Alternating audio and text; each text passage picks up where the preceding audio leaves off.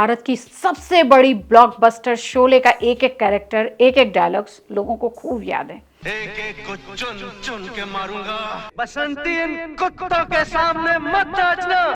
जितनी बड़ी ब्लॉकबस्टर ये थी, उससे अधिक दिलचस्प थे इसके मेकिंग की कहानियाँ और इसके पीछे की कहानियाँ।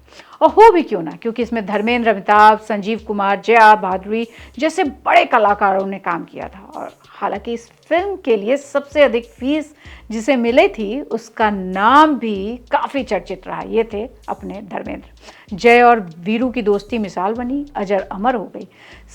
फिल्म ने सिर्फ रिकॉर्ड ही नहीं तोड़े, बल्कि सबसे चर्चित फिल्म बनी। फिल्म में फीस भी लेके, कलाकारों की जो फीस थी वो भी बड़ी चर्चा का विषय बना। इस फिल्म में उन्हें 1.5 लाख रुपए मिले थे। लेकिन इसके पीछे और भी कहानियां हैं जो सुनने लायक हैं, और मुझे लगता है कि ये आपने अभी तक सुनी नहीं होगी। सिप्पी साहब जब फिल्म की स्टोरी लेके उनके पास पहुंचे तो उन्होंने कहा कि ये तो ठाकुर की और गब्बर की कहानी है, इसमें मैं कहाँ हूँ। तो उन्होंने कहा कि तुम ही कर लो ये किरदार, तो उन्होंने, लेकिन तुम्हें हेमा मालिनी नहीं मिलेगी। अब ये सुनना था कि धर्मेंद्र जो है मुस्कुराए और उन्होंने उस किरदार को हाँ कर दिया। हालांकि वो पहले इसको ठुकरा चुके थे, लेकिन सबसे ज़्यादा फीस मिलने के बाद फिर से इस बात की चर्चा हुई और वो चर्चा में बने रहे। जब उनको 1.5 लाख रुपए मिले और अमिताभ बच्चन जो कि उस समय हीरो हो चुके थे पूरी तरह से, उन्हें 1 लाख रुपए मिले। अभी अभी शोले को 50 साल हुए हैं स्वतंत्रता दिवस पे। 89 साल की उम्र में आज सोमवार को धर्मेंद्र दुनिया को अलविदा कह गए। लेकिन उनके जुड़े किस्से और कहानियाँ हमेशा ही इस पूरे माध्यम में आती रहेंगी।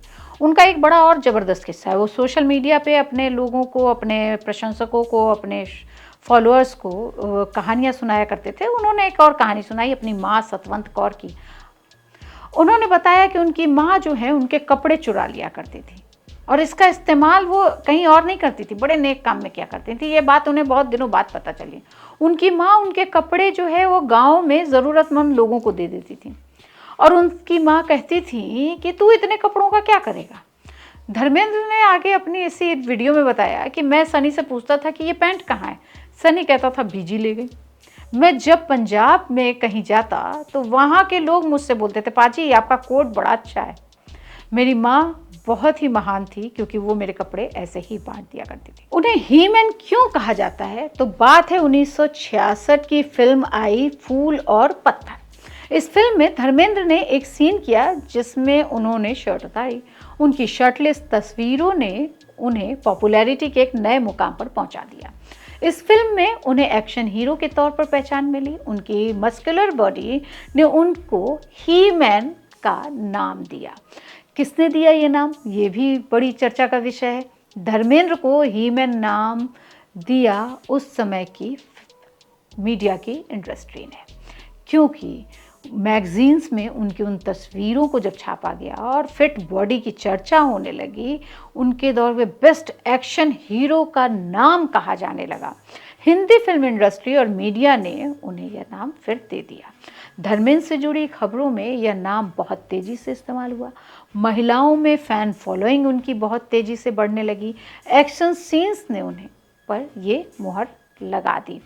धर्मेंद्र बॉलीवुड के ही मैन कहे जाने लगे। ओपी रहलन की जो ये 1966 में फिल्म आई फूल और पत्थर, वो बहुत बड़ी हिट थी। उसके बाद ये धर्मेंद्र की लाइफ को पूरी तरह से बदल दिया।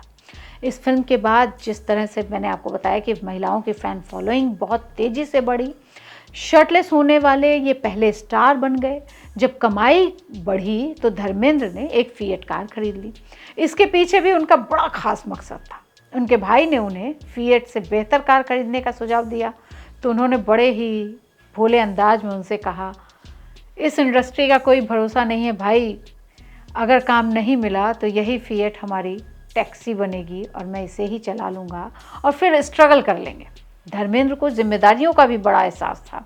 हालांकि वो दिन कभी नहीं आया और वो सफलता के पायदान पर एक के एक सीढ़ियाँ चढ़ते चले गए।